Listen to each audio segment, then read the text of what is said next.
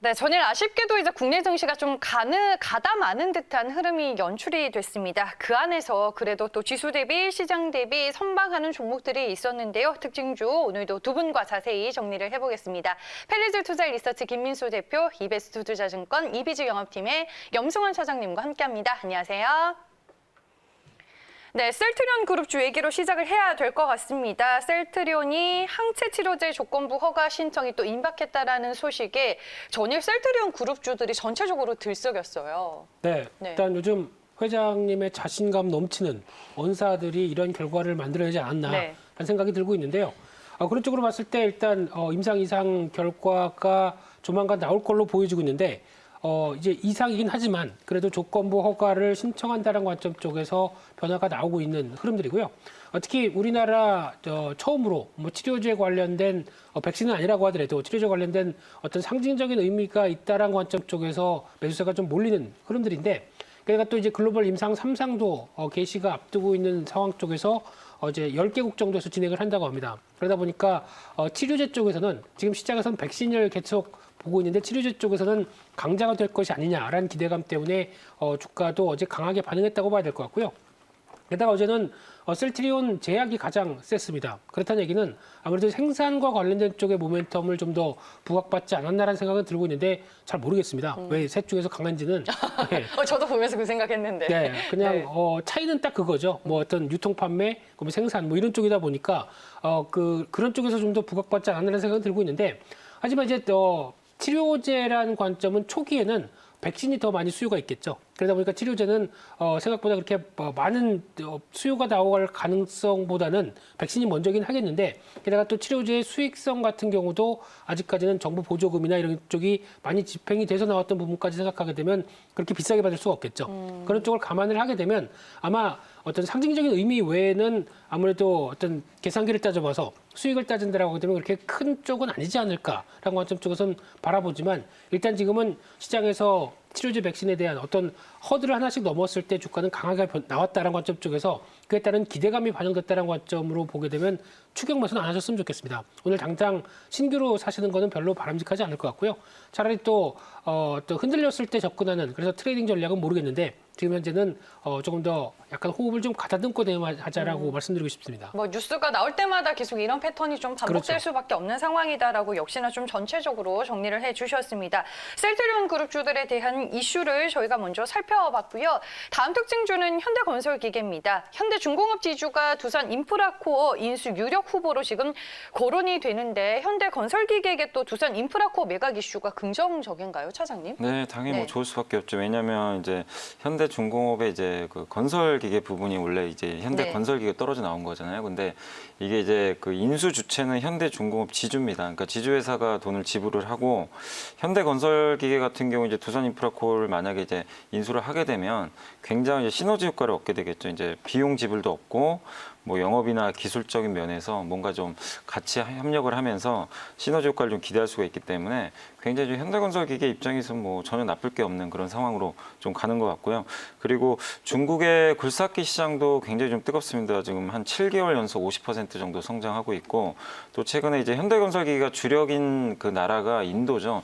인도 쪽도 이제 최근에 뭐 인프라 투자 뭐 얘기들이 나오고 있기 때문에 그런 면에서 이제 매크로적인 측면에서도 좀 업황이 좀 좋아지고 있다, 이렇게 보시면 좋을 것 같고요. 그리고 두산 인프라코어랑 비교들을 많이 하시는데, 비교할 때 이제 매출액 기준으로 비교를 해봤을 때 한 77% 정도 수준입니다. 그러니까 두산 인프라코어가 만약에 100을 하면 현대건설기계가 77 정도의 매출을 올린다고 보시면 되는데, 시가총액은 32밖에 안 되거든요. 그러니까 굉장히 어떻게 보면 두산 인프라코어에 비해서 현대건설기계가 저렴하다는 거죠. 그러니까 그런 좀 매력도 있기 때문에 지금 지금 단기적인 주가 흐름이 이제 인수 기대감 때문에 좀 올라가고 있지만 가격적인 면에서도 충분히 좀 싸다. 그리고 뭐 증권사 리포트 보니까 PBR이 0.5배인데 전 세계 굴삭기 회사 중에 가장 좀 PBR이 낮다고 합니다. 그러니까 네. 그런 것까지 종합해 보면 지금 주가는 조금 더 상승 여력은 좀 남아 있다. 그리고 현대중공업 지주가 인수를 할 가능성도 좀 충분히 높은 상황이잖아요. 네. 그러니까 그게 결정이 될 때까지는 저는 모멘텀은 살아 있다, 이렇게 보고 있습니다. 그래서 한 4만 원까지도 최대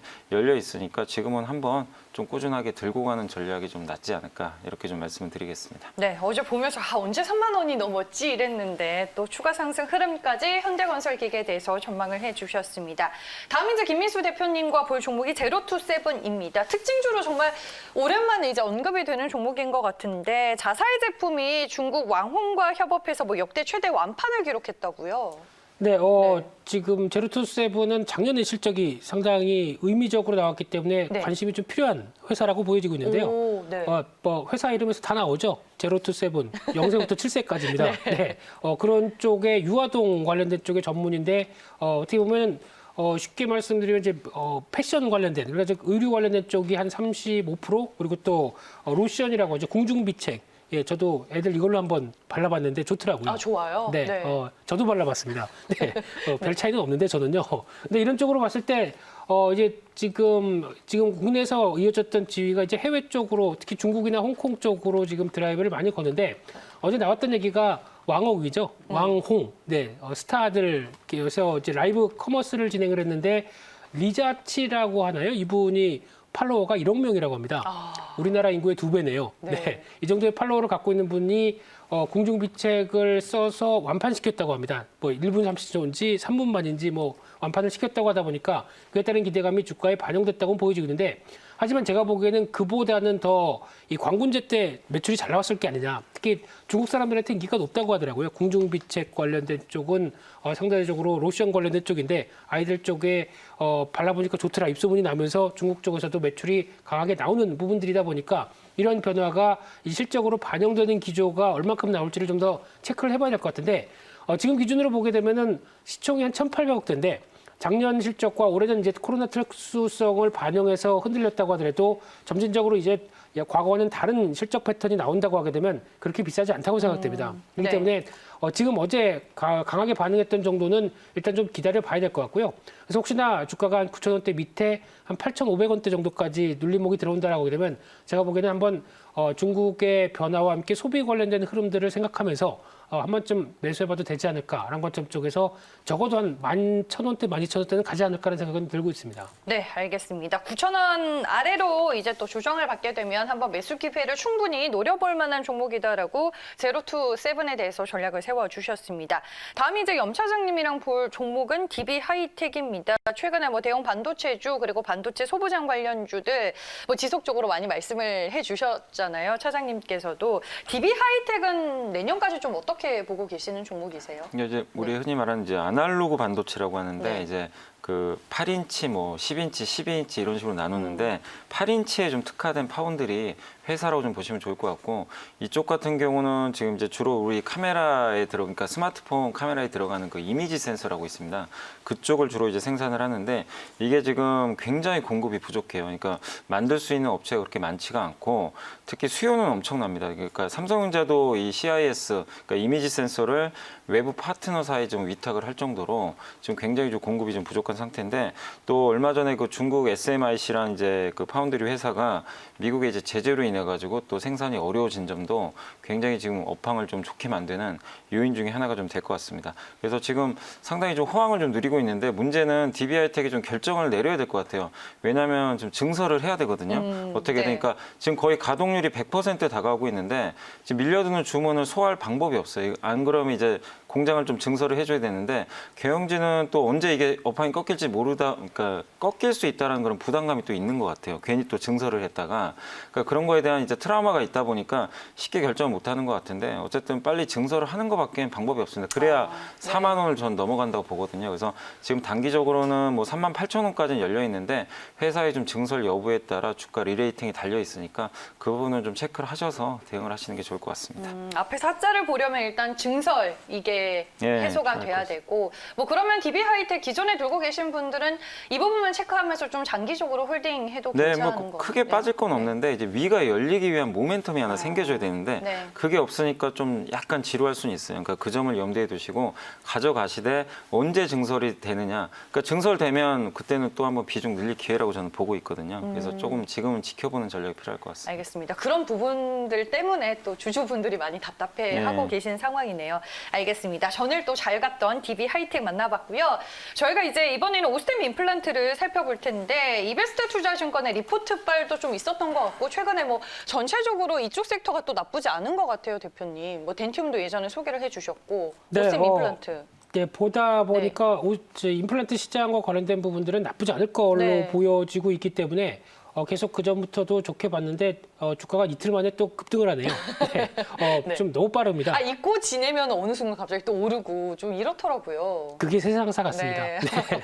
그래서 이제 오스템 임플란트도 보면은 국내 1위죠. 글로벌 네. 5위 정도 관련된 흐름을 보여주고 있는데 그런 쪽에서 지금 눈여겨볼 수 있는 게 이제 작년에 실적이 부진했던 건 일회성, 뭐 세무조사나 여러 가지 흐름 때문에 일회성 비용이 반영됐던 부분이고 그럼에도 불구하고 영업이익과 매출 추이를 보게 되면 계속 성장한 데에 무게를 둬야 되겠죠. 그러다 보니까 이런 부분들이 뒤늦게 반영이 되는데 게다가 또 이제 노령화가 계속될수록 이빨에 문제가 될 수밖에 없는 그런 현상이다 보니까 치과 가기 싫습니다. 하지만 이 아픈 게 더 힘들죠. 그런 쪽에서 이제 계속 임플란트 시장에 대한 변화는 성장은 나올 걸로 보여지고 있고요.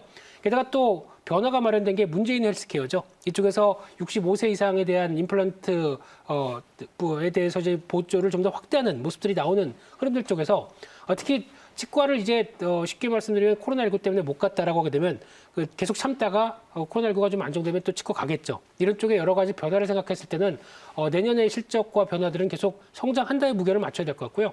그런 쪽으로 봤을 때 단기적으로는 예전에 어떤 오스템 임플란트를 볼 때 너무 고밸류였습니다. 그런데 이런 네. 부분들이 최근에 주가 정체 그리고 또 주가가 좀 실적은 계속 꾸준한데 주가가 좀 어느 정도 좀 정체를 받다 보니까 많이 해소됐다고 봐야 될 것 같고요.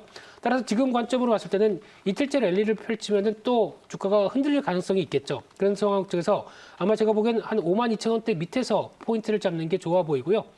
그래서 중기적으로 봤을 때는 지난 과거의 저항권, 특히 갭 하락이 나왔던 부분들까지 보면 약 한 61,000원대에서 65,000원대가 있는데 이 정도 부분까지 시도가 들어오리라고 생각됩니다. 그래서 일단 싸게 사는 데 목적을 두고 대응하셨으면 좋겠습니다. 네, 알겠습니다. 전일 신고가를 다시 쓴 오스템 임플란트 특징주로 만나봤습니다. 네, 빠르게 이제 다음 관심주 들어봐야 될 텐데 염 차장님 종목 들어볼게요, 오늘. 네, 저는 네. 그 YMT라는 종목 좀 가져왔는데 네. 요새 어쨌든 이제 반도체나 뭐 이런 소부장 기업들이 워낙 좀 핫했는데 어제는 좀 쉬어갔잖아요. 근데 네. 그 안에서 좀 괜찮은데 안 간 기업들도 찾아보시면 되게 많아요. 소외받는. 그래서 그런 것들 좀 찾아보시면 좋겠고 그래서 오늘 좀 YMT도 그런 이제 그 기판 소재 만드는 그런 업체 중에 하나인데 좀 관심 있게 보시면 좋을 것 같고 반도체 기판 쪽도 지금 이제 아무래도 내년도 반도체 경기가 좋아지면서 상당한 성장할 것으로 기대가 되고요. 또 FPCB라 그러죠. 이제 스마트폰 주로 아이폰에 들어가는 FPCB인데 이쪽에 들어가는 이제 여러 가지 소재를 또 제조해서 좀 납품하고 있는데 애플 아이폰 12가 이제 판매가 워낙 좀 잘 되고 있어서 긍정적이고 네. 그다음에 이제 쿼드러플 카메라에 적용된 또 소재가 있습니다. 이게 이제 무전의 도금이라고 하는데 이게 프리미엄 스마트폰에 이제 적용이 되는데 이제 산화 방지하는 그런 도금이라고 보시면 좋을 것 같아요. 이런 것들이 결합이 돼서 지금 상당히 좀 실적도 좋고 한데 주가는 계속 좀 제자리 걸음만 하고 있는 것 같아요. 그래서 가격 메리트까지 지금 충분한 상태니까 한번 부담 없이 접근하시면 좋을 것 같고 차트 보신 대로 거의 움직이질 않았습니다. 그래서 한 17,100원 정도 접근하시고 일단 목표가는 위쪽에 한 2만 원 정도 열어놓으시고요. 손절가는 16,000원 정도 잡으시면서 좀 대응을 해주시면 좋을 것 같습니다. 네, 알겠습니다. YMT라는 종목 관심주로 만나봤고요. 짧게 리뷰 빠르게 할게요. 10월 15일에 소개해 주셨던 인탑스가 목표 주가 2만 원 달성했고 수익률 32% 누적하게 됐는데 리뷰 빠르게 해봐야 될 것 같아요. 그러니까 이게 지금 네. 시총이 3,700억인데 저는 한 4,000억 정도 보고 있거든요. 네. 그러면 한 10% 정도 상승 여력이 있는 것 같아요. 그래서 한 24,000원부터는 좀 차익 실현하시는 전략을 한번 대응하시면 좋겠습니다. 네, 알겠습니다. 인탑스 최근에도 주가 상승이 꾸준했는데 24,000원에서는 또 수익을 챙겨보자라고 저희가 또 점검을 해봤습니다. 총 누적 수익률은 32.94%를 한 달 만에 달성을 했습니다. 네, 오늘 두 분은 여기에서 인사드릴 거고요. 내일 또 뵙도록 하겠습니다. 염 차장님 그리고 김민수 대표님 함께했습니다. 고맙습니다.